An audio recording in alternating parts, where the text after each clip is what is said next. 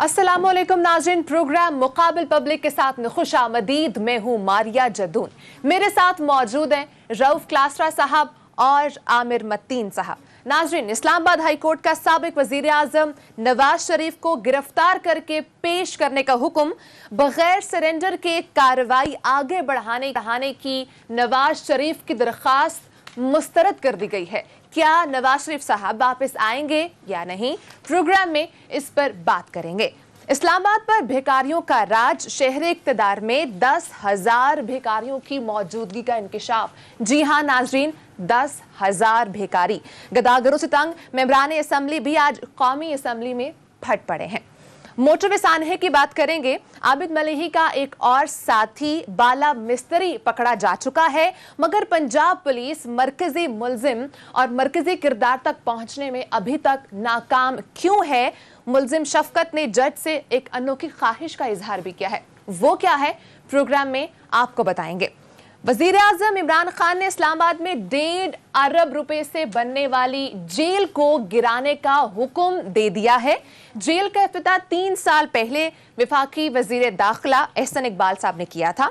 चौधरी निसार अली खान के लिए एक नई मुश्किलात सामने आई हैं। वो क्या मुश्किलात हैं, काबीना इजलास की अंदरूनी कहानी आपके साथ शेयर करेंगे।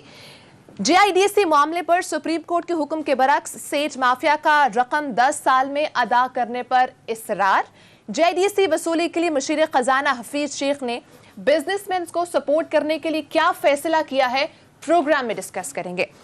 सबसे पहले एक अहम फैसला आज आया है। रऊफ क्लासरा साहब, अब इसके बाद नवाज शरीफ साहब की सियासत पर क्या असर पड़ेगा? हम ये देख रहे हैं कि पिछले कुछ अरसे से पाकिस्तानी पॉलिटिक्स जो है बड़ी तेज़ी से वो हो रही है, मतलब पॉइजनस हो रही है। पहले से भी इसमें तलखी तो बहुत आ चुकी है। हम देख रहे हैं पिछले कोई 10 सालों में, स्पेशली 2013 के बाद हमने देखा है कि पाकिस्तानी पॉलिटिक्स में बहुत ज़्यादा पॉइजनसनेस है, ये जहरीलापन ज़्यादा है, पर्सनल अटैक्स ज़्यादा आने शुरू हो गए हैं, गाली गलोज शुरू हो गए। पहले भी मतलब तकरीरें होती थी।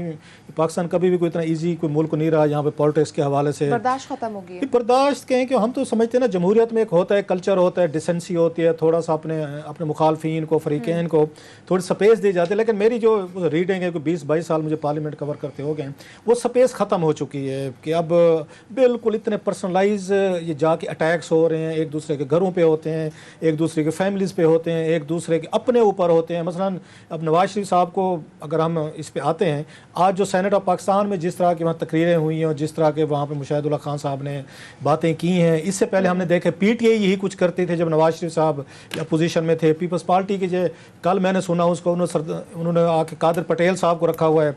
कल उन्होंने जो तकरीर की और जिस तरह के उन्होंने जुबानी फ़िक्रे की और पूरी लाइव वो देख रहे थे, हम समझते थे शायद पीपल्स पार्टी में कोई बेहतरी होगी। फिर हमने बिलावल भुट्टो साहब को सुना, उन्होंने बड़े इंतहाई कोई बातें की, मेरा ख्याल एडवाइज़र के हवाले से मैं उसको नहीं दोहराना चाहता। सो जो डिसेंसी का एलिमेंट था, बहुत सारे लोग ब्लेम करते हैं कि इमरान खान साहब की PTI ने शुरू किया। उनका ख्याल है कि जब धरने शुरू हुए तो गुफ्तगू बड़ी सख्त होना शुरू हो गई। अच्छा, उसके जवाब में PTI वाले जो हैं वो नवाज शरीफ साहब की वो तकरीरें निकाल के ले आते हैं जो इन्होंने जाके फ़रूक लगारी साहब के खिलाफ डेरा गाजी खान में की थी, बेनज़ीर भुट्टो के, नुसरत भुट्टो के इन्होंने इश्तिहारात इन्होंने गिराए थे, जो उनकी इस तरह की उनकी पिक्चर्स थी काबिल एतराज़, जो बनाई डॉक्टर की गई थे, वट एवर हुआ। सो वो ये कहते हैं ना, आपको उस वक्त तो हम नहीं थे, PTI कहते हैं ये काम तो पहले से आपने शुरू किया। सो अब पता ये चलता है कि इस हमाम में तमाम लोग जो है ना एक जैसे खड़े हुए, एक दूसरे को ताना देने के वो काबिल नहीं हो रहे। अब वही तलखी जो है जो हमें पार्लियामेंट में नजर आती है वही हमें अदालतों में भी नजर आती है। अब उस वक्त का मुझे याद है जब ये प्रोसीडिंग हो रही थी तो उस वक्त पूरा मुल्क भी कह रहा था, कैबिनेट भी कह रहे थे, मीडिया भी कह रहा था, हमारे जैसे सारे लोग कह रहे थे, इवन जुडिशरी मुझे याद है चीफ जस्टिस साहब कह रहे थे कि कौन आगे गारंटी देगा यहाँ पे कि नवाज शरीफ साहब को अगर अगले 24 घंटे में कुछ हो गया तो ये किसकी गारंटी होगी। ये मुझे याद है, हम मौजूद थे, सारे देख रहे थे सारे। अब यकदम अदालत के कहने पे, उनके बकौल हमने अदालत के कहने पे जाने दिया। अदालत कहती है जी हमने आपके ये कोर्ट में बाल फेंकी थी, कैबिनेट ने ECL से हटाया। इमरान खान साहब कहते हैं मेरे दिल में रहम आ गया था। खैर जो भी हुआ वो अपनी जगह पे। अब ये पता चला है कि नवाज शरीफ साहब जो है वो वापस आने को तैयार नहीं है फॉर वट एवर रीजन। वो चेज़ा ले रहे हैं भाई आपको अगर किसी ने आपको कोई हेल्प कर दी है, इमरान खान साहब के दिल में रहम आ गया है या भाई लोगों को रहम आ गया फॉर वट एवर रीजंस, आपने वोट डाले क्योंकि वहाँ पे आपने भी कंप्रोमाइज़ किया, कोई वहाँ पे बैठ के डील मारी जो बड़ी सारी डील है, उसके बाद में से इनका एतमाद बढ़ा है। मैंने नोट किया है जब से पार्लियामेंट में 3 साल मुद्दत मुलाजमत का बिल पास हुआ है उसके बाद संभाले नहीं जा रहे नवाज लीग वाले आपसे। बिल्कुल उनकी टोन बदल गई है, टेनर बदल गया है, इनकी बॉडी लैंग्वेज बदल गई है, इनका सोशल मीडिया जो है गाली गलौज फिर शुरू हो गया। जो 2 साल पहले मरियम नवाज साहबा जो ले डूबी थी, बल्कि उन पर इल्ज़ाम लगता है कि जो प्राइम मिनिस्टर हाउस में आपने फौज एक वहाँ पे इकट्ठी की थी इसकी मीडिया सेल के लोगों की, तो उसी की वजह से तल्लुकात ख़राब हुए थे। बल्कि चौधरी निसार अली खान साहब ने ट्वीट किया था जब उसने बात की थी उन प्रेस कॉन्फ्रेंस में कि भाई साहब हुकूमतें ट्विटर पर नहीं चलती होती, हुकूमतें किसी और तरीके से चलती हैं। तो उस वक्त भी जो बर्बादी हुई थी नवाज लीग की, उसमें इनके ट्विटर, इनके सोशल मीडिया ग्रुप्स का बड़ा हाथ था। बल्कि मुझे याद है मरियम नवाज साहबा ने कोई बहुत बड़ा कन्वेंशन करवाया था जिसमें हज़ारों इन्होंने पूरे मुल्क से इन्होंने जियाले अपने कोई जनूनी मंगवाए थे।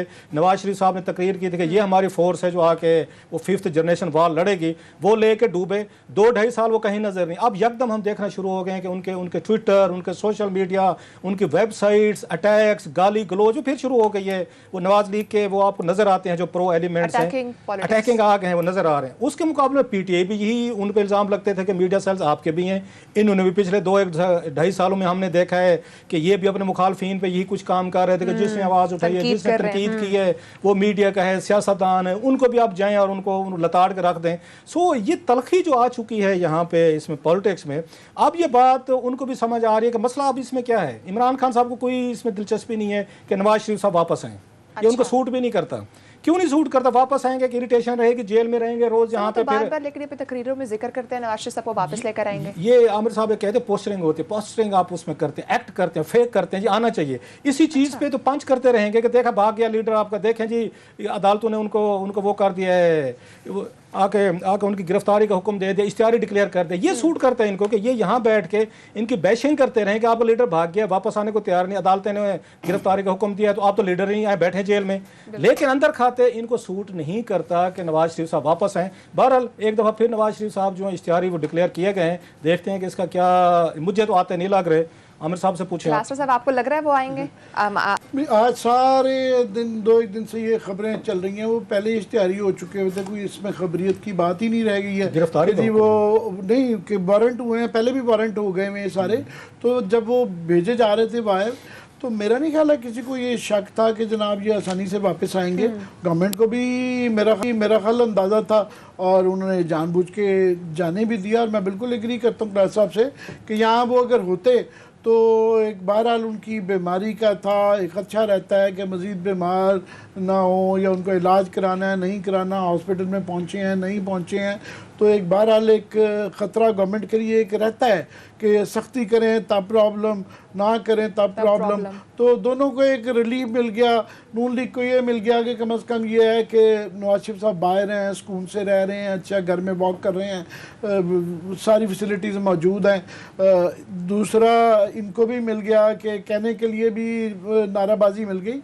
मगर ये जो है ना एकदम से नून लीग का आजकल दोबारा एग्रेशन जो है, एग्रेशन एकदम से आ गया है, सोशल मीडिया भी एक्टिव हो गया है, तो ट्वीट्स भी नज़र आनी शुरू हो गई हैं, बयानात में भी एकदम सख्ती है। ये इनका प्रॉब्लम रहा है। ये इस नहज पे इसलिए पहुँचे हैं कि ये ऊपर जाता है नीचे जाता है। ये 2-4 साल से ये डिसाइड ही नहीं कर पाते हैं। बुनियादी इनका मसला एक ही रहा है कि ये डिसाइड नहीं कर पाते कि इन्होंने लड़ना है कि सुलह करनी है, ये इनका रहता है। तो ये जरा सी आपने बड़ा मॉडेस्ट लफ्ज़ यूज़ किया, वो सुलह करनी है, मतलब है कि पाँव में पड़ना है, जो है ये मैं कहता हूँ पाँव में पड़ना है या आपने लड़ाई करनी है। तो वो ये सोचते हैं, सुबह कुछ सोचते हैं, दोपहर को कुछ सोचते हैं, शाम को सोचते हैं। जब ये अभी दोबारा लड़ाई शुरू हो गई है, जब एकदम से कुछ नज़र आएगा, कुछ लोग कहेंगे कि देखें जनाब हम इस मुल्क में इस्टेब्लिशमेंट के बगैर तो पावर में नहीं आया जा सकता, हमारे साथ भी ये होगा वो होगा, तो फिर ये गायब हो जाते हैं। ये डिसाइड ही नहीं कर पाते। और उसके अंदर कैंप्स हैं नून लीग के अंदर। शहबाज शरीफ साहब कुछ सोचते हैं, मरियम बीबी कुछ सोचती है, कुछ हॉक्स हैं, कुछ डव्स हैं। तो ये इनका तरीक़ाकार ये चल रहा है। मगर अफसोसनाक बात जो मेरे लिए है वो ये है कि आज की जो ये पार्लियामेंट के अंदर डिबेट जो हो रही थी कि वही एक उसके अंदर कोई बंक की बातें कर रहा है, कोई केम की कर रहा है, कुछ तो उन्होंने संजीदा तकरीरें भी की, पर लार्जली जो था ना बड़ा गैर संजीदा माहौल था। और उसके अंदर जो है ऑलरेडी जो हम कहते थे कि इशू ये रेप का जो है वो बहुत बड़ा इशू है और 1-2 दिन में भूल जाएंगे आप, तो ऑलरेडी जो है ना उसकी पोलिटिसाइजेशन शुरू हो गई है, ऑलरेडी वो हो गया है। और घूम फिर के लड़ाई ये रह रही थी कि जनाब ये जो टॉल प्लाजा है ये मोटरवे पे है कि ये रिंग रिंग रोड रोड पे है और पंजाब में रिंग है रोड जो पे है, तो फिर ये कमिश्नर के अंडर आता है कि मोटरवे के आता है, पंजाब पुलिस के आता है, ये वाली बातें चल रही थी। और आज एक उसके अंदर एक नई दुर्फितनी आ गई। उन्होंने कहा जनाब सारा इशू तो ये था ना कि ये मोटरवे स्टार्ट क्यों किया गया। तो आज वो ट्वीट चल रही थी कि जनाब वो जो फार्मर साबिक जो DGISP थे जनरल गफूर साहब, ये उन्होंने ट्वीट की थी और कि जनाब ये खुल गया है, जिसके बाद बड़ा यहाँ तनकीद की गई थी कि जनाब आपका काम नहीं है कि आप ये इसके ऊपर ट्वीट करें, ये एक सिविलियन काम है, ठीक है FW इन्वॉल्व है, मगर आपको क्या ज़रूरत है करने की। फिर ये एक बहस मैं बता रहा हूँ कि फ्रिवलेस जो बहसें चल रही हैं, ये एक बहस चल रही है कि कल मुराद सईद साहब ये कह रहे थे कि जनाब ये जो है ना मोटरवे पे नहीं है, ये जो टोल प्लाजा है ये मोटरवे पे नहीं है। अगर वो मोटरवे पे नहीं है तो FW वहाँ से पैसे क्यों ले रही है, ये क्वेश्चन है। और वो पैसा किधर जा रहा है, किधर जा रहा है। और टैक्स इसलिए लिया जाता है कि आप उसमें बताते हैं कि जब हम इस सड़क की मेंटेनेंस और हम सिक्योरिटी दे रहे हैं, जब आपने भी सिक्योरिटी का इंतजाम नहीं किया, अभी मेंटेनेंस की फेंसिंग नहीं हुई हुई है, तो आप पैसा लेना पहना शुरू कर दें। और फिर ये भी है कि जुरिस्डिक्शन नहीं है तो क्यों वो कर लिया। तो ये छोटे मोटे क्वेश्चंस हैं। हो क्या रहा है, हो ये रहा है कि लार्जर इश्यूज जो हम कोशिश करते हैं अपने प्रोग्राम में कि हम एनर्जी पे बात करें, हम ज़राअत पे बात करें, हम इकॉनमी पे बात कर लें। इस वक्त जो ख़ास तौर पे हमारी फॉरेन पॉलिसी के अंदर इतने गंभीर इश्यूज चल रहे हैं कि एक तरफ बॉर्डर के हमारे इंडिया और चाइना की कशीदगी चल रही है, जंग है, बॉर्डर आई टू आई पे हैं लाखों फौजें, उस पर डायरेक्टली वो चकलश अगर बढ़ती है तो हम जंग में धकेले जा सकते हैं। ये दोहा में जो हो रहे हैं, अफगानिस्तान का पीस डिसाइड हो रहा है, ये पूरे मिडल ईस्ट में इसराइल की वजह से 2 कैंप्स बने हुए हैं, हम डायरेक्टली फैसले करने, हमने कि इधर जाना है कि उधर जाना है। ये बड़े संजीदा मसाइल हैं मुल्क के अंदर भी और मुल्क के बाहर भी। मगर हमारे आज पार्लियामेंट की मैं डिबेट फॉलो करने की कोशिश कर रहा था, वहाँ वो संजीदगी नहीं नज़र आ रही। अब ये कसूर कह लें जी गवर्नमेंट का है या अपोजिशन का है, या फिर कहते हैं जी पार्लियामेंट रेलिवेंट होती जा रही है, पार्लियामेंट की कोई सुनता नहीं है। भाई पार्लियामेंट ये इशूज़ पे बात करेगी तो रेलिवेंट होगी ना। सर बात कैसे करेंगे, वो तो हर दूसरे दिन हम देख रहे हैं, कोई कह लगा रहा है, कोई वहाँ पर बैठ कर तंज कर रहा है, तो ऐसे कैसे चेंज होगा। आपने बड़ी ये कल भी हमने इस पर बात की थी, बल्कि मैं अभी अपने लड़के को कहा है मैं कि ज़रा मुझे हमें कल भूल गया था, आपने ये बड़ा अच्छा याद दिलाया सीरियसनेस के हवाले से। एक तरफ आमिर साहब इतने गंभीर इंटरनेशनल ये मसाइल बता रहे हैं जिनका डायरेक्ट इम्पैक्ट हमने आना है, दूसरी तरफ हमारी सीरियसनेस देखें, कह के उनके बाद झुकते हैं, वो सारी चीज़ें हमने देखी। कल हम एक क्लिप भूल गए थे, वो जब वहाँ पे आपको याद होगा 2014 में वहाँ पे पेशावर में वहाँ पे 140 बच्चे बेचारे APS अटैक हुआ था। उस पे जब मेरा ख्याल एक रात बाद नवाज शरीफ साहब वहाँ पे गए थे और बाकी भी लोग थे, आप नोट करें वो प्रेस कॉन्फ्रेंस लाइव दिखाई जा रही, उस वक्त भी नवाज शरीफ साहब जो हैं उन्होंने वहाँ झुकते मारी थी, उस वक्त भी कह के लगे थे 140 बच्चे की मैयतें पड़ी हुई हैं, फैमिलीज पूरी दुनिया उससे अफेक्ट हुई थी उस वाक़े से। हमारी लीडरशिप के मिल गया था, कोई आपको वो दिखाते हैं क्लिप जो है बड़ा मज़े का है, वो देखने वाला है। वो मज़े का मैं इसलिए कह रहा हूँ कि इस मुल्क और कौम के लीडरों की सीरियसनेस जो है ना वो आपको बताती होती है कि हम कहाँ पर खड़े हुए हैं। आपने इशूज़ की बात की, एक इशू बड़ा आज वैसे खैर इंपॉर्टेंट उठाया गया है आज पार्लियामेंट में, मैं उसको साथ में कवर करता जाऊँ उसके साथ ही है कि यहाँ 10,000 आमिर साहब ये देखें कि इस मुल्क के हमारे साथ क्या हो रहा है, 10,000 भिखारी इस्लामाबाद में काउंट किए गए हैं, 10,000 बेगर्स प्रोफेशनल जो मुल्क के मुख्तलिफ हिस्सों से लाए गए हैं। लाने के बाद इलाके सेक्टर्स उनको यहाँ तकसीम कर दिया गया है, उनकी गाड़ियाँ आती हैं, सुबह वो बच्चों को, औरतों को, मर्दों को उनको छोड़ के जाते हैं, शाम को कलेक्शन पॉइंट बने हुए। ये इस्लामाबाद की बता रहा हूँ, ये मैं आपको पिंडी, लाहौर, कराची, मुल्तान, पेशावर, सिंध की कहानी नहीं सुना रहा, ये इस्लामाबाद मॉडर्न सिटी की बता रहा हूँ मैं। यहाँ पे आज वहाँ पे जो एक उन्होंने अच्छा क्या उनकी मेहरबानी हुकूमती खवातीन की कि उन्होंने बैठ के इसको उठाया है मसले को वहाँ पे पार्लियामेंट में। एक शहीन नाज ये सैफ साहब हैं वो थी, उन्होंने एक यहाँ पे मोशन मूव किया आमिर साहब जिसमें उन्होंने कहा खुदा का खौफ करें, इस्लामाबाद तो लगता है भिखारी रहते हैं यहाँ, तो कोई बंदा कोई उसमें रहते नहीं है, सारे के सारे यहाँ मांगने वाले इकट्ठे हो गए। तो उसके बाद जो पार्लियामानी सेक्रेटरी हैं इसके विफाकी ये कौमी असम्बली में, उन्होंने ये बताया है कि जनाब के 10,000 का फिगर उन्होंने दिया आमिर साहब, और इन गैंग्स को चला कौन रहे, 8 पुलिस ऑफिसर्स हैं, ऑफिसर्स एंड ऑफिशियल्स इस्लामाबाद की पुलिस बरह रास्त यहाँ पे भिखारियों के गैंग्स को उन्होंने कंट्रैक्ट करके लाए हैं, उनके जरिए शहर को आमिर साहब यहाँ पे चलाया जा रहा है। इसके बाद नुसरत ये वह साहबा रुकने कौमी असम्बली थी, उन्होंने उसके बाद उनका नाम असमा कदीर साहबा थी, उन्होंने बात की है। शहीन नाज का मैंने बताया। सवाल यह है कि सिर्फ खवातीन को यह एहसास हुआ है कि इस्लामाबाद जैसा शहर जो है ये बैगर्स के हवाले कर दिया गया है। अच्छा, एक बैगर्स होते हैं, आपको पता चलता है कोई चलो कोई लोग होते हैं जिनका दिल चाहते दी जाए, ये हट्टे कट्टे ये आते हैं आपकी गाड़ियों पे मुक्के मारते हैं, आपको आके डेयर करते हैं, आपको आके गाली गलौज करते हैं, और उनको सिखा दिया गया है कि आपने जब तक मुसलसल तंग नहीं करेंगे आप कार वाले को ये पैसे नहीं देगा। हैरासमेंट इन्होंने करनी शुरू कर दी। इस्लामाबाद में एक नया कल्चर आ गया आमिर साहब, यहाँ पे क्राइम बड़ी मतलब तेजी से बढ़ा है। कल हम इस पे आके तफसील से बात करेंगे। अमेरिका ने वैसे नहीं अब आके उस पर जारी कर दिया। अब तो F6 में होना शुरू हो गया, F7, F8, F9, sorry F10।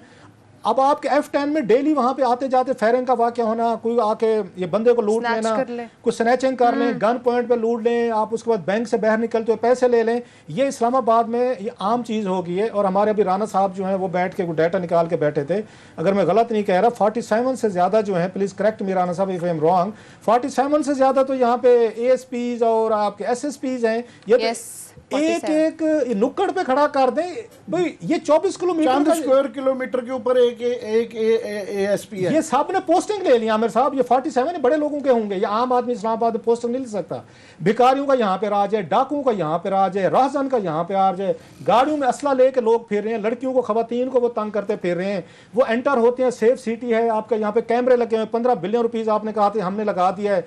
यहाँ पे खुले आम है, जिसका जो चीज है गाड़ी में जो लेके फिरे, असला ले, वेपन ले, बंदे लूटे, ड्राइव करे। इस्लामाबाद के एडमिनिस्ट्रेशन, मुझे अब पता चला है उन्होंने जनाब IG साहब ने हुक्म दिया अपनी तमाम इस फोर्स को, जो इनके 47 समथिंग ASPs हैं, कि ट्विटर पे शुरू हो जाओ कि सबसे एवरीथिंग इज ऑल राइट। उनका ख्याल है ट्विटर पे सब कुछ ठीक कर दो, हुकूमत भी ट्विटर पे चला लो, लॉ एंड ऑर्डर भी ट्विटर पे चला दो, सब कुछ कर लो। ये बड़ी बात 10,000 इस्लामाबाद में आमिर साहब आप इमेजिन कर सकते हैं जिनको पुलिस बैगर्स का मसला भी आपको पता है ट्विटर पे हल हो चुका हुआ है। ये कुछ अर्सा पहले ये यहाँ के जो DC साहब हैं हमजा शफकात, वो अच्छा कुछ काम बड़े अच्छे करते हैं, मगर वो ज़रूरत से ज़्यादा जो है ना सोशल मीडिया पे अपनी रिकग्निशन चाह रहे होते हैं। कुछ अर्सा पहले उन्होंने ट्विटर पे ये क्लेम किया था कि जनाब कि मैंने बैगर्स का मसला यहाँ पे हल कर लिया और इतने बैगर हो गए और मसला है वो बिल्कुल वहाँ पे हल हो गया।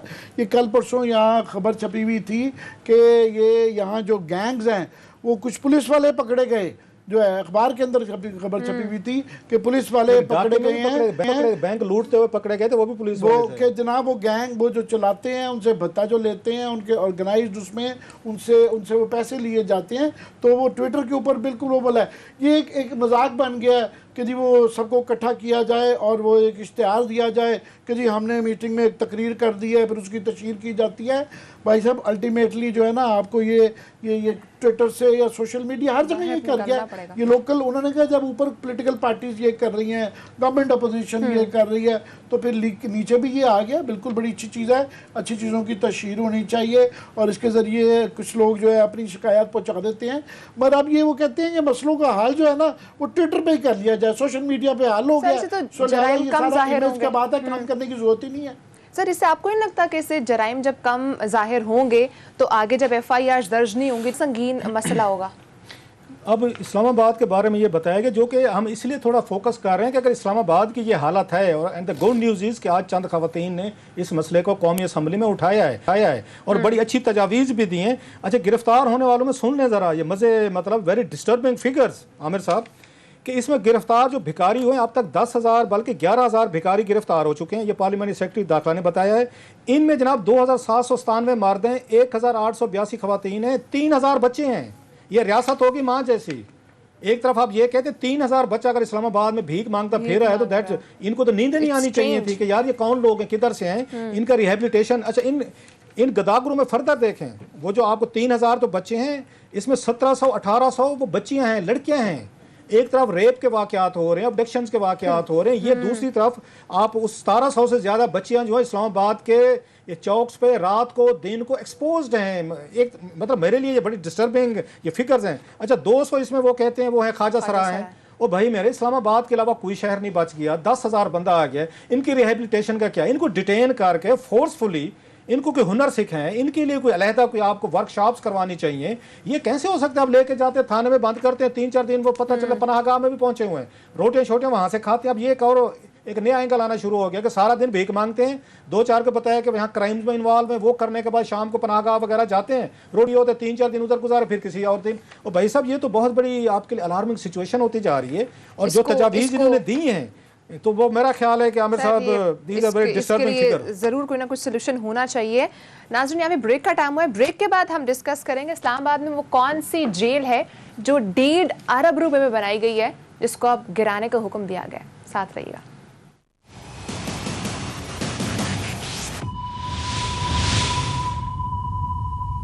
वेलकम बैक नाज़रीन, वज़ीर आज़म इमरान खान ने इस्लामाबाद में मौजूद 1.5 अरब रुपए से बनने वाली जेल को गिराने का हुक्म दिया गया है। इसमें चौधरी निसार अली खान साहब के लिए कुछ नई मुश्किलात पैदा हुई हैं। वो क्या है रऊफ क्लासा साहब, वो क्या मुश्किलात हैं? मैं कैबिनेट की आज मीटिंग थी, हम इस बात को हमेशा अप्रिशिएट करते हैं कि कम से कम ये गिलानी साहब के दौर में 15 दिन बाद होती थी जब वो वज़ीर आज़म थे। इमरान खान साहब की ये अच्छी बात है हमारी तमाम तनकीद के बावजूद कि हर हफ्ते वो रेगुलर मीटिंग करते हैं, that's a good sign.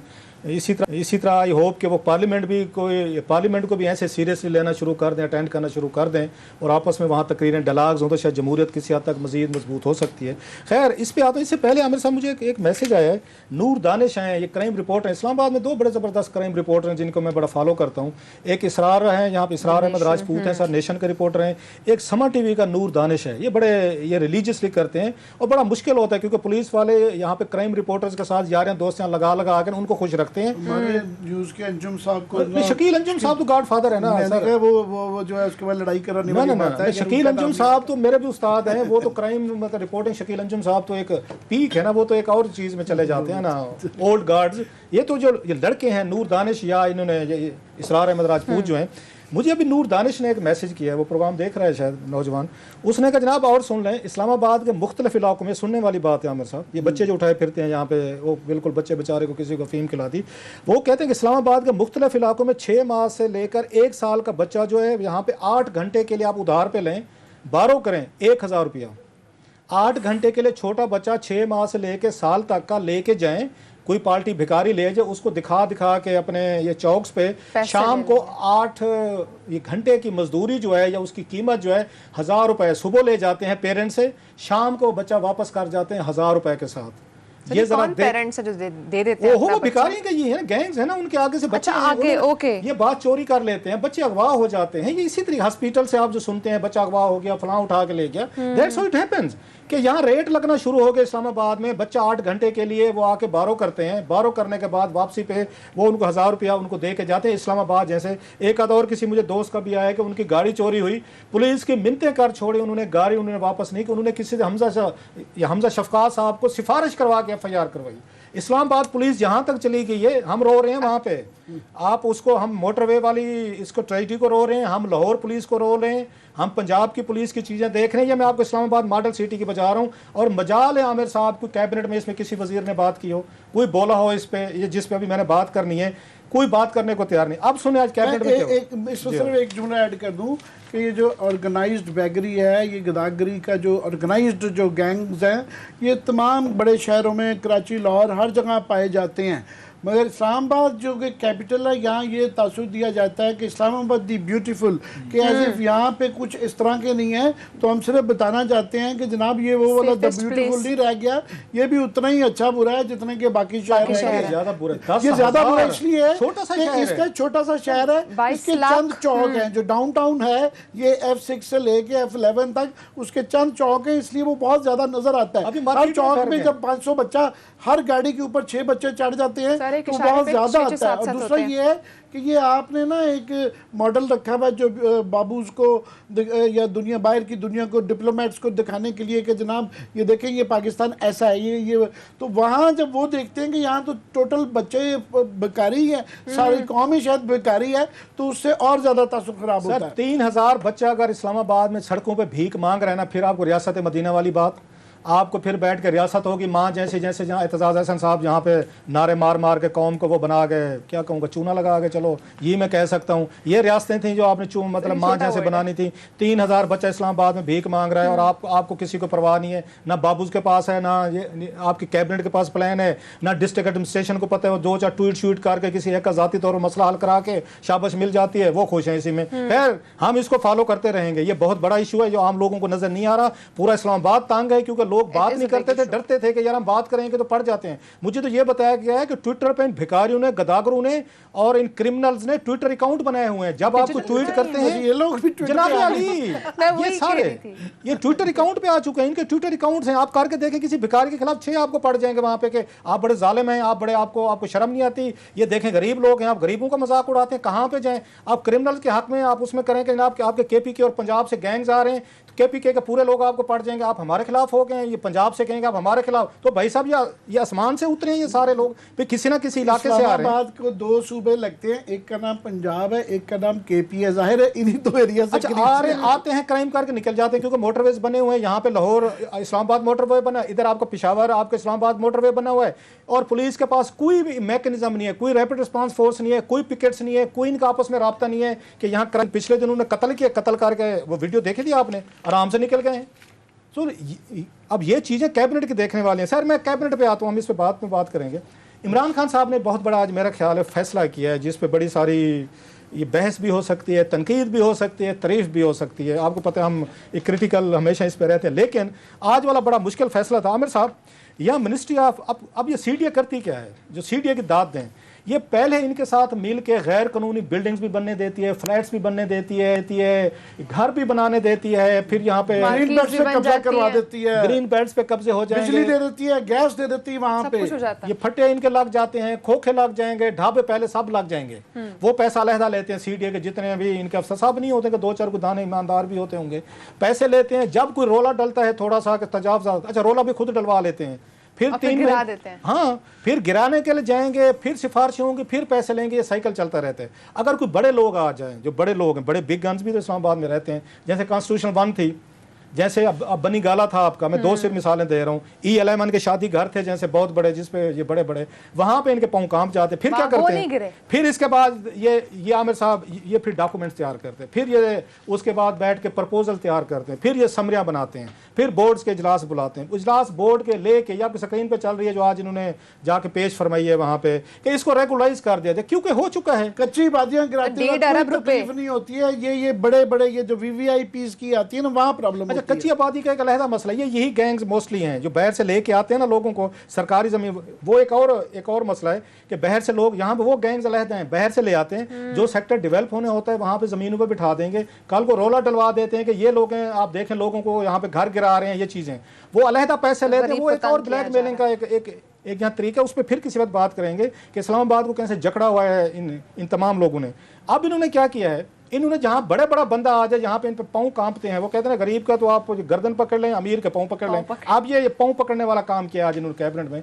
CDA के यहाँ प्रपोजल लेके किया, इन्होंने कहा जनाब कि हमने यहाँ पे मेरा ख्याल H16(2) में 2013 में एक मंसूबा बना था जिसके तहत ये कहा गया था कि इस्लामाबाद की मॉडल जेल होनी चाहिए, जिसमें ये चीफ जस्टिस ऑफ पाकिस्तान जो पहले थे इफ्तिखार चौधरी साहब वगैरह सारे वो इंटरेस्टेड थे। और बाद में जो वजीर दाखिला थे उन्होंने इनागुरेट भी किया जाके, एहसन इकबाल साहब इन्होंने इनागुरेट भी किया जाके कि इसका जेल का। अब ये पता चला जब जेल शेल बन गई, उसकी जनाब सड़कें आगे पीछे सब कुछ प्लान, बहुत सारा आपको 1.3 बिलियन रुपीस लग गए, टोटल 4 बिलियन रुपीस का प्रोजेक्ट था। अब ये पता चला है जनाब पिछले साल कि वो जो इन्होंने जेल बनाई है वो ग्रीन बेल्ट पे बन गई है। आप दाद नहीं दे रहे इसमें, आप डेलिकेसी समझी नहीं आपने? बहुत ज्यादा जेल बन गई है। 97 एकड़ जमीन में, इसके पीछे स्टोरी फिर बाद में बताऊंगा। 97 एकड़ पे जेल बन गई है, बड़ी हद तक बन गई, अभी कुछ कंप्लीट होनी बाकी है। अब ये पता चला है जब अपने मीटर फीते शीते लेके पहुंचे हैं, पता चला ये तो ग्रीन बेल्ट पे बनाई हुई है। इस मुल्क के अजाब देखें हमारे बाबूज का। फिर ये दोस्त हमारे नाराज होते हैं, हमें बाबूज क्यों कहते हैं, हमें कोई और इज्जत वाला नाम दे। ये बाबूज इज्जत वाला नाम ही है, आप बाबूज ही हैं, ये बाबूज वाले ही काम किए हैं आपने जो आज कैबिनेट में लेके गए हैं। उसके बाद पता ये चला है कि जनाब के 97 एकड़ पे वेस्ट साइड जो है वो सारी ग्रीन बेल्ट पे इन्होंने दीवारें बना दी हैं उनकी, वो भी हिस्सा है। उसके बाद उन्होंने कहा जनाब ये दीवारें जो है इनको गिराना चाहिए, खुदा का खौफ करें, 1.3 बिलियन रुपीस लग चुके हैं। उसमें साफ है CDA के ठेकेदार, PWD, ICT, उसमें तो 6-7 महकमे आते हैं। जब बन रही थी उन्होंने जनाब लास्ट ईयर गए कैबिनेट के पास, हमने स्टोरीज इस पर की थी, अगर आपको रिमेंबर हो आप टीवी में। कैबिनेट ने खैर इस पे जनाब इंक्वायरी ऑर्डर की, FIA को कहा कि आप इंक्वायरी करें।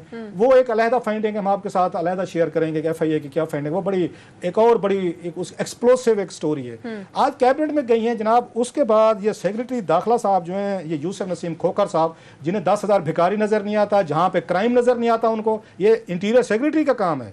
बिल्कुल यूसुफ नसीम खोखर साहब वो बैठे हुए हैं, कोई मस्त मलंग, कोई उनको इस बारे में ये नाम ही नहीं पता। जब गैस के शॉर्टेज हो रही थी और उसकी LNG की इंपोर्ट करना भी याद नहीं रहता था, नहीं रहता, वो कन्वीनियंटली चीजें भूल जाते हैं। इस्लामाबादी रो रहे हैं, चीख रहे हैं, गाड़ियां चोरी हो रही हैं, क्राइम्स हो रहे हैं, भिखारी आ गए, लोगों के घरों में डाके पड़ रहे हैं, कत्ल हो रहे हैं। यूसुफ नसीम खोखर साहब को कोई कंसर्न नहीं है, इंटीरियर सेक्रेटरी को। अब उनको कंसर्न हो गई है कि जनाब याली क्योंकि इसमें CDA फंस रहा है, इसमें बाबूस फंस रहे हैं, इसमें बड़े बड़े अफसर फंस रहे हैं, क्योंकि इंटीरियर मिनिस्ट्री भी फंसेगी कि ये एडमिनिस्ट्रेटिवली ये चीजें देख रहे हैं। आज वो प्रपोजल लेके पहुंच गए, उन्होंने कहा छोड़ें जी, जो होना था हो गया, जेल बननी थी बन गई, तो इसको डिमोलिश कर दें। नहीं सारी इसको रेगुलराइज कर दें। मतलब रेगुलराइज से मुराद क्या, जैसे आपने बनी गाला को छोड़ दिया, जैसे आपने कंप्लाई अब होना था जो हो गया बस। जैसे लड़का लड़की घर से वो चले जाते हैं, वो फिर वो मैरिज कर लेते हैं, तो बेचारे घर वाले क्या करें, फिर उसके बाद शादी के उन्हें एक्सेप्ट करना पड़ता है। तो ये तरीका CDA ने रखा हुआ है कि पहले भागने का मौका देते हैं, भाग गए, फिर वापस कहते हैं सर जब जो होना था हो गया, अब इसको ये बच्चों को माफ कर दें। तो उन्होंने कहा बच्चों को माफ कर दें जनाब, CDA वालों को, ICT वालों को, PWD के। आज लेकिन इन्होंने कहा जी इसको भूल जाएं, बस ग्रीन बेल्ट जानी थी चली गई है, छोड़ें, कौन सा पहले इस्लामाबाद ग्रीन बेल्ट में वो रह गया। इस पे इमरान खान साहब ने बड़ा बोल्ड स्टैंड लिया। मेरा ये ख्याल है, आई वुड अप्रिशिएट दैट, कि ये बड़ा रेयर होता है। उन्होंने कहा कि नहीं, बिल्कुल नहीं, 1.3 बिलियन रुपीस लग चुका है, जितना लग चुका है पाकिस्तान का एनवायरनमेंट पहले बड़ा तबाह हो चुका है। उन्होंने लाहौर की मिसालें दी, जो मेरे ज़राए ने कहा कि लाहौर में सांस लेने के काबिल लोग नहीं रह गए, बल्कि यहाँ तक कहा कि मेरे सामने कुछ तस्वीरें मेरे साथ शेयर की गई हैं लाहौर की, इस्लामाबाद की, कि पहले कैसे थे ग्रीन एरियाज, अब कैसे कहते। It's a disturbing. लाहौर तो बर्बाद हम कर ही चुके हैं, इस्लामाबाद को हम बर्बाद नहीं होने देंगे। और इस पे जो मेरे ज़रा कह रहे हैं, मिनिस्टर्स ने बड़ी सपोर्ट दी, 10-11 वजीर इस पे बोले हैं। उन्होंने कहा जी बिल्कुल हमें CDA की और इंटीरियर मिनिस्ट्री की ये जो लेके आए हैं ना डॉक्यूमेंट्स, उठा के बाहर फेंके इनकी। हर दफ़ा गलत काम करने के बाद, अपना माल पानी बनाने के बाद ये पहुंच जाते हैं जी रेगुलाइज कर दें, माफ़ कर दें बच्चों को, माफ़ करने वाला कोई हिसाब नहीं है। इस पे 1.3 बिलियन है, ये आप कुर्बानी देनी पड़ेगी आपको। जहाँ जहाँ पे ग्रीन बेल्ट पे जेल आपकी आ रही है, इसको गिराया जाए, इसको डिमोलिश करें। और ये स्ट्रांग मैसेज आना चाहिए कि हम लोग जो हैं कोई इस पे तजावजात पे, सरकारी ज़मीन पे, ग्रीन बेल्ट पे हम अफोर्ड नहीं कर सकते, स्पेशली इस्लामाबाद में। साथ ही जो ज़राए कह रहे हैं कि इमरान खान साहब ने यह भी हुक्म दिया है कि शहर में जितनी ग्रीन बेल्ट्स हैं और जहाँ जहाँ पे तजावजात हैं, और बहुत बाद में मदरसे बने हुए हैं, बाज में एक तरीके ना जान के कब्र बना लेते हैं या एक मदरसा बना लेते हैं। ये फैसल एवेन्यू के पास वो देखे ना, वो जो मस्जिद बनाई हुई है, उसके साथ मौलवी साहब ने जो है वहाँ पे वो 5 कनाल का घर जो बनाया हुआ है, नीचे 6 उनकी पराठों गाड़ियाँ, वो होटल के तौर पे भी चलता है। इस मुल्क में जनाब उन्होंने ये काम शुरू कर दिए। अब इमरान खान साहब के लिए एक चैलेंज नहीं, सिर्फ ग्रीन बेल्ट नहीं है जनाब, भिखारी भी हैं, यहाँ क्राइम्स भी हैं, बाबूस बिल्कुल उनसे हैंडल नहीं हो रही चीज़ें। आई एक्सपेक्ट के नेक्स्ट टाइम जो है कैबिनेट में ये लॉ एंड ऑर्डर के इशू लेके हैं, आपको इनसे कोई ब्रीफिंग ले, इनके ट्विटर पे ना जाएं, ये जो ट्वीट जो आपको कर करके ठीक दे रहे हैं। बहरहाल मेरा ख्याल है बड़ा फैसला था ये। इसमें चौधरी निसार अली साहब के लिए क्या मुश्किलात हैं? अच्छा अगली बात आमिर साहब भी कुछ कहना चाहते हैं इस पे? बहुत ज्यादा। अच्छा चलो अभी है हमारे पास टाइम। इसमें एहसन इकबाल साहब से पूछने वाली बात है, भाई साहब आप माशाल्लाह पढ़े लिखे प्रोफेसर साहब हैं, आपने कोई नहीं ब्रीफिंग ली थी, कोई आपको नहीं पता था जाके आप इनागुरेट कर रहे थे, ये प्लानिंग तो होती है। और ये चेयरमैन डिप्टी चेयरमैन प्लानिंग रहे हैं, ये सिपैक चला रहे थे, जो मुल्क को जो सिपैक चला रहे थे हमारे एहसन इकबाल साहब, इतने बड़ा $multi-billion को रोज हमें समझाते हैं सिपैक का, उनके बारे में पता ये चला है उनको यहाँ पे ये जेल का नहीं पता कि जेल की जमीन जो है वो ग्रीन बेल्ट की है या आपकी ओरिजिनल जमीन है। ये मैं आपको वजह बताता हूँ ना, आप सारा गुस्सा जो है ना बाबुओं पे निकाल रहे हैं, ये सिर्फ बाबू नहीं है, ये बहुत बड़ा माफिया है, ये पाकिस्तान के बड़े तरीन स्कैम में से एक है। मैं भी सलूट पेश करता हूँ इमरान खान साहब को कि अगर उन्होंने ये बड़ा किया है, बगैर मेरा ये चैलेंज भी है और दरख्वास्त भी है कि इस पर डटे रहिएगा, क्योंकि यहाँ पे अब जो सिफारिशें आएंगी ना बहुत बड़ी, तो आप इकलास साहब ये जेल तो एक बहाना था, उससे जेल से पहले उसके इर्द गिर्द जो है लोगों ने कौड़ियों के भाव ज़मीनें खरीदी। अच्छा। वहाँ पे जो हाउसिंग स्कीम्स बनी हुई हैं 2-3 तो इनके वजीर हैं। एक वजीर बहुत बड़े वजीर हैं जिनके सारे ससुराल ने वहाँ पे एक बहुत बड़ी हाउसिंग स्कीम बनाई हुई है। फिर यहाँ बड़े खरबों रुपए की इन्वेस्टमेंट की गई है कि जेल को इसलिए बनाया गया था। फिर वहाँ से एग्जिट, वैसे आबादी में जेल क्यों बना रहे थे हम? वो एग्जिट, आबादी में जेलें बनती हैं। ये सारे सवाल थे कि बिल्कुल इस्लामाबाद के जो है आइडिया इसलिए बना रहे थे जेल बना रहे कि जरा फासले पे बनाए जेल, ताकि कभी कोई जेल ब्रेक अगर हो जाए तो कोई उसके इर्द गिर्द उनको स्पेस भी मिले और उसको कंट्रोल भी किया जाए। सारे रूल्स की वायलेशन करते हुए जेल वहाँ बनाई इसलिए गई थी कि वहाँ पे ये जो एयरपोर्ट को सड़क जाती है वहाँ से एग्जिट लेनी है। और आप देखिएगा उन्होंने एग्जिट लेनी है क्योंकि उस एग्जिट के बाहर जो है करोड़ों रुपए की हाउसिंग स्कीम्स बन चुकी हैं जिनको ये कह के बेचा गया है कि ये एग्जिट जेल के बहाने आ रही है। तो 100 रुपए की चीज़ जो प्लॉट है ना वहाँ पे वो 1000 रुपए का होगा, खरबों रुपए की, और शायद डॉलर्स में भी जो है ना बिलियन की वहाँ पे इन्वेस्टमेंट हो चुकी है। तो इमरान खान साहब ने बड़ा डेयरिंगली ये फैसला कर लिया है। मगर आप देखिएगा अंदर से उनको सिफारिशें आएंगी, फिर इफ्सन बट्स आएंगे, फिर वो बताएंगे नई लॉजिक लेके आएंगे, रेगुलराइज कर लें, रैशनलाइज कर लें, ये होता है। फिर दरमियानी रास्ता निकलेगा, फिर नहीं होगा तो अदालतों के पास चले जाएंगे, कुछ ना कुछ करके। दिस इज नॉट, अभी ये चल रहा है, ये पार्टी अभी शुरू हुई है। हम सब लास्टली मैं कहूँगा, मुझे समझाया जाए ये आबादी में कब से ये मतलब जेल जो है मोटरवे के ऊपर है। ये जिसने प्लान किया था सीडीए ने किया था, दीगर चीज़ें इनको नहीं पता था, या even chief justice of Pakistan साहब उस वक्त इफ्तिखार चौधरी साहब, एहसन इकबाल साहब माशाल्लाह सिपैक के जो हमारे बहुत बड़े वो हैं, वो एक्सपर्ट हैं, इन लोगों ने नहीं सोचा था कि आबादी के अंदर आप अब जेल बना रहे हैं, क्रिमिनल एक एलिमेंट्स हैं, कल को खुदा ना खासा बैलेंस मैंने वजह बता दी आपको कि जमीनें बेचनी थी, प्लॉट बेचने थे, जैसे एयरपोर्ट के लिए किया जेल के बहाने वो एग्जिट लेनी है। माशाल्लाह। चलें जी, फिर ये चल गया मुल्क, बहरहाल बड़ा फैसला है। वी एक्सपेक्ट कि आप डिमोलिश किया जाएगा, इसको डिमोलिश भी करेंगे और जेल का मंसूबा इसको खत्म करेंगे। शहर के अंदर जेलें नहीं बनाई जाती होनी चाहिए जो आपने अंदर बना दी है सारी। ब्रेक का टाइम है, ब्रेक के बाद हम जीआईडीसी के मामले पर बात करेंगे और इसमें क्या बिजनेसमैन को सपोर्ट करने के लिए क्या क्या फैसले किए गए हैं, ब्रेक के बाद डिस्कस करेंगे, साथ रहिएगा।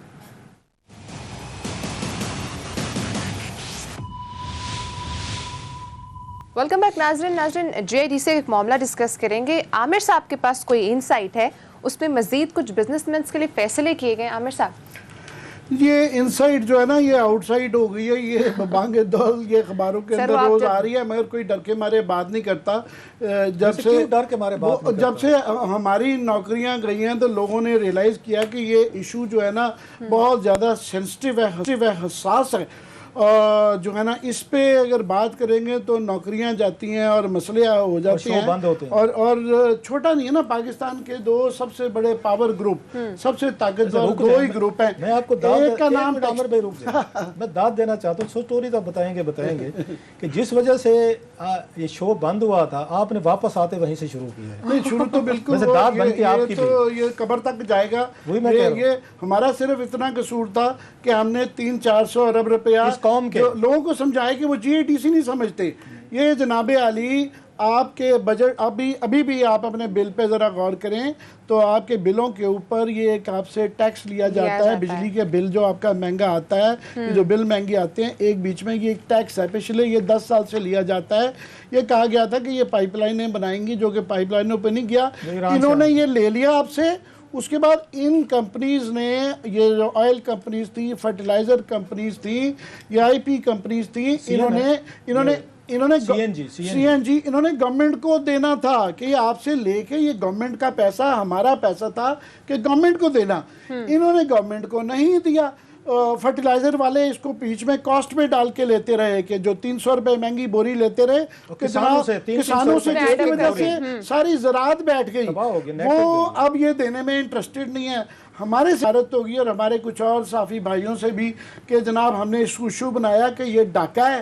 अदालत उज़्मा ने बहुत बड़ा एहसान किया कि वो पब्लिक के साथ खड़ी हुई और उन्होंने कहा बिल्कुल ये पैसा दें, और उन्होंने कहा ये 6 महीने ये जो आपने 2 महीने के अंदर, 2 साल के अंदर 24 महीने के अंदर जो है ना आपने ये पैसा ना 14 किस्तों में वापस करना है। अब पाकिस्तान में 24 किस्तों में वापस करना है जो है, इसमें 14 इक्विवेलेंट ट्रांसपोर्ट इन 24 मंथ्स 24 24 months 2 साल के अंदर। तो पाकिस्तान में 2 सबसे बड़े पावर के ग्रुप हैं, एक टेक्सटाइल ज़ाहिर है एप्टमा की जिसको रिप्रेजेंट करती है, और दूसरा पावर ऑयल कार्टेल्स माफिया उसमें आ जाता है। तो दोनों ग्रुप ही इसमें इन्वॉल्व हैं। अब वो वर्सेस हेल्पलेस मल्टीट्यूड, गरीब अवाम पीपल जो है ना, और हमारे जैसे बीच में कोई फंस गए हैं जो कोशिश कर रहे हैं कि जनाब ये अवाम का पैसा ये दिलवा लिया जाए। अब ये पावर ग्रुप्स जो है ना मज़ीद पावर ग्रुप्स के पास जा रहे हैं और मिसलीड कर रहे हैं। ये प्राइम मिनिस्टर को भी मिसलीड कर रहे हैं, ये चीफ ऑफ आर्मी स्टाफ को भी मिसलीड कर रहे हैं, ये उनसे झूठ बोल रहे हैं। तो हम वो थोड़े से इनके झूठ पे थोड़ी सी रोशनी, मैं बड़ा शुक्रगुजार हूँ और दाद देता हूँ कि मैं बड़ा नाक़िद रखता हूँ हफीज़ शेख साहब का कि उन्होंने भी हौसला करके थोड़ा सा इनको शीशा दिखाया है। बहरहाल ये देने में इंटरेस्टेड नहीं है, हेले बहाने शायद नहीं देंगे। तो उसके एक तो इन्होंने ना अभी कल परसों जो है ना मीटिंग की फिनेंस वालों के साथ, बीच में ऑयल मिनिस्टर भी के भी सारे वो जो ट्राइका बैठा हुआ था, मिनिस्टर साहब, एडवाइज़र साहब और उनका सेक्रेटरी साहब। अब याद रहे कि ये जो बैठे हुए थे इनकी तरफ गवर्नमेंट की तरफ से कौन लोग बैठे हुए हैं, एक का नाम है नदीम बाबर साहब। अच्छा। नदीम बाबर की अगर ये देने पड़े ना तो अपनी कंपनी को सुई गैस को 3 अरब रुपए के वो डिफॉल्टर है, तो उनकी ज़ाती जेब से जो गवर्नमेंट की साइड पे उनसे नेगोशिएट कर रहा है कि हमने आपसे लेने हैं, एक्टिंग ये कर रहे हैं। अच्छा। उन्होंने 3 अरब जो है ना तो 3.45 शायद है, इससे भी ज़्यादा है, ओवर 3 बिलियन रुपीज़ उन्होंने गैस के देने हैं। अगर ये देने पड़ जाएं तो उनको ज़ाती जेब से उनके जाता है, देने पड़ेंगे। उस तरह बैठे हुए उमर अयूब साहब, उनके ससुराल की भी IPS कंपनियां हैं, सो उनको ससुराली जेब से जाता है, मगर बहरहाल अपनी जेब समझे जो है ना तो उनको भी देना पड़ता है। तीसरे असद याउद्दीन साहब हैं, उनकी मैं बड़ी तफसील बताऊंगा कि उनके क्या क्या बीच में वो वाले खाते हैं कि पिछले 7 क्राइसिस के हुए हैं, उनको कोई हिला नहीं सकता। अब मैं थोड़ा सा पहुंच गया हूँ, वजह मुझे समझ नहीं आ गई है, उस पर मैं लेटर आऊँगा जो है उस पर। अच्छा, साथ में देने किसने हैं? एंग्रो ने। अब एंग्रो रज़ाक दाऊद साहब जो है वो ज़ाहिर है उनकी फैमिली है, तो उन्होंने भी ये कॉन्फ्लिक्ट ऑफ इंटरेस्ट होता है ना, इसको कहते हैं, क्या तर्जुमा होता है क्लास साहब कॉन्फ्लिक्ट ऑफ इंटरेस्ट का? आप इस कौम को कॉन्फ्लिक्ट ऑफ इंटरेस्ट समझा रहे हैं, जो पत्थर हज़म लकड़ हज़म आप बोलते रहे, हम ना छोड़ें, आप 1000 दफा इनको समझा चुके हैं। मुफादात का इसके तर्क करते हैं, मुफादात का तजाद, ये मुश्किल वैसे अंग्रेजी से ज़्यादा मुश्किल है उर्दू वाले। ये है कि जो है सख्त खिलाफ है इमरान खान साहब बातों की हद तक। दूसरा उन्होंने कहा कि पाकिस्तान में डराने के लिए जो है ना सबसे आगे करते हैं फौजी फाउंडेशन। अब ये होता है कि इन इदारों का जो है ना नाम इस्तेमाल किया जाता है, जब कोई बड़ा ठेका लेना हो तो FWO को आगे कर दिया जाता है कि ये देखे ना, ये मोटरवे पे कोई बोल नहीं रहा कि FWO है, ठीक है ना, पीछे सबलेट करके वही कंपनियां होती हैं, उनका 10% दे देते हैं। तो यहाँ पे उन्होंने की है फौजी फाउंडेशन। अब फौजी फाउंडेशन में फौजी फर्टिलाइजर जो है वो एक ही ग्रुप आ जाता है ना लार्जर, तो उसमें उनको पेश किया आगे। फौजी फर्टिलाइजर आते हैं और एक बड़े धांसू किस्म के वहाँ पे रिटायर्ड जनरल साहब बैठे हुए हैं, जनरल तारिक साहब जो है ना, बहुत वो डेमोक्रेसी पे बड़े लेक्चर्स देते हैं, जो व्हाट्सएप के ग्रुप्स होते हैं ना उस पर बड़ी ज़्यादा उनकी दानिश्वरी होती है। यहाँ पे लोगों के साथ नहीं खड़े हैं, वो तो जाहिर है अपनी कंपनी के साथ है। उन्होंने कहा जी ये बहुत मुश्किल है, आपने देखा होगा प्राइम मिनिस्टर से को भी थोड़ा सा प्राइम मिनिस्टर कह रहे हैं कि मुश्किल हो गया है, जो है ना सोग पड़ गया हुआ है उसके बाद से। उन्होंने कहा दरमियानी रास्ता निकालना पड़ेगा, बड़ा मुश्किल, उनको भी डरा दिया गया है। फिर उसके बाद हफीज़ शेख साहब को भी ये कहा गया। तो हफीज़ शेख साहब ने, जो मैं उनको दाद देता हूँ कि मैं उनका बड़ा नाक़िद रहा हूँ, उन्होंने कहा जनाब आप जो कह रहे हैं, उन्होंने कहा जी हम बड़े लिक्विडिटी क्राइसिस है, हमारा पैसों के बड़े मसले हैं, कोरोना हो गया और बड़ी दुनिया में प्रॉब्लम है, तो हम नहीं दे सकते। तो हफीज़ साहब ने तैयारी की हुई थी, जो कि ये अखबारी रिपोर्ट है, इसमें उन्होंने कहा जनाब जो आप ये गुर्बत का रोना रो रहे हैं, आपकी जो बैलेंस शीट्स हैं जो आप क्लेम करते हैं प्रॉफिट जो है, वो तो गुर्बत नहीं दिखा रही। उनका फॉर एग्जांपल जो है फौजी फाउंडेशन वाले के, उनका आपने हमारा सिर्फ 61 अरब रुपया देना है, 61 बिलियन रुपीज़, और आपकी बैलेंस शीट शो करती है, जो क्लेम कर रहे हैं आप कि 91 बिलियन का आपको जो है 91 बिलियन का प्रॉफिट है आपके पास। तो लिक्विडिटी तो क्राइसिस आपका मुझे नहीं नजर आता, शेयर होल्डर्स को दे चुके हैं ये, जो उनका प्रॉफिट है।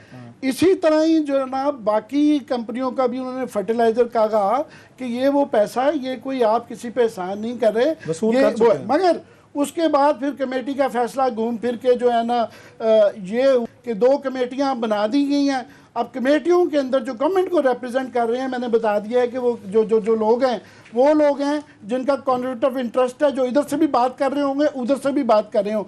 आगे लोगों को समझ आने चाहिए कि रिजल्ट क्या निकलेगा। आगे आगे आगे उस पर मैं आपको बताता हूँ जो अभी आपने बात इसका किया। पार्ट 2 कल बताएंगे। चले पार्ट 1 के साथ लेकिन मैं एक चीज क्लियर कर दूं, ये 24 एक साथ है, 24 एक साथ है, ये मंथ्स नहीं है। 24 वही है। बल अखबार के अंदर जो खबर छपी है, फिर आई कुड बी बहरहाल ठीक है, एक ही बात होगी, पैसे देने हैं बहरहाल देने पैसे हैं, इन इधर वे जो कि इन्होंने नहीं देने, जो कि कोशिश नहीं करें, देने, ठीक है। अब बात है, आमिर साहब ने बात किया, इमरान खान साहब ने इंटरव्यू दिया इनको, अरशद शरीफ साहब को, अगर आपने देखा हो, जो बड़ा उनका 2 घंटे का था, वायरल हुआ। उसमें ये जीएडीसी वाला क्वेश्चन पूछा गया। शुक्र करें कि जीएडीसी के सुप्रीम कोर्ट ने यहाँ पे केस हक में किया, अवाम के हक में किया कि पैसे दें। ना होता पहले इन्होंने तो हमें शो से निकाला था ना यहाँ से, इसके बाद इन्होंने मुल्क से निकालना था, हमारी नेशनलिटीज भी इन्होंने वापस लेनी थी हमें यहाँ से। इन्होंने बल्कि 2-4 मुकदमे करके शायद इन्होंने उम्र कैदें भी करवा देनी थी कि इन्हीं की वजह से हमारे पैसे 200 रुपए जो ना अल्लाह ने इज्जत कर दी, हम उसी से डरते हैं, उसी से माफ़ी मांगते हैं। इन्होंने पूरा अब ये हो गया। ये अंदर के एक बड़े वजीर ने मुझे बताया, मेरे गवाह हैं उसका 2-4, उसने कहा हजूर पता है इमरान खान साहब को नदीम बाबर ने क्या दिया है ये ब्रीफिंग। अच्छा मैंने नहीं मानी, मैं कि हो ही नहीं सकता ये। 2-4 और भी दोस्त बैठे हुए थे, अरशद शरीफ साहब गवाह हैं, एक और हैं। उसने कहा जब इमरान खान साहब को नदीम बाबर ने यह कहा है कि जनाब इससे बेहतर होता हम ये केस हार जाते सुप्रीम कोर्ट में। मैं क्या हो कम, ये हो नहीं सकता इमरान खान साहब ये बात सुने कि हम केस हार जाते सुप्रीम कोर्ट में, 300 बिलियन रुपीस वाला तो बेहतर था। उसने कहा जनाब, उसने जो इमरान खान साहब को कैलकुलेशन बताई नदीम बाबर ने, आप तो ये बता रहे हैं ना 3 बिलियन तो उसने खुद देना है।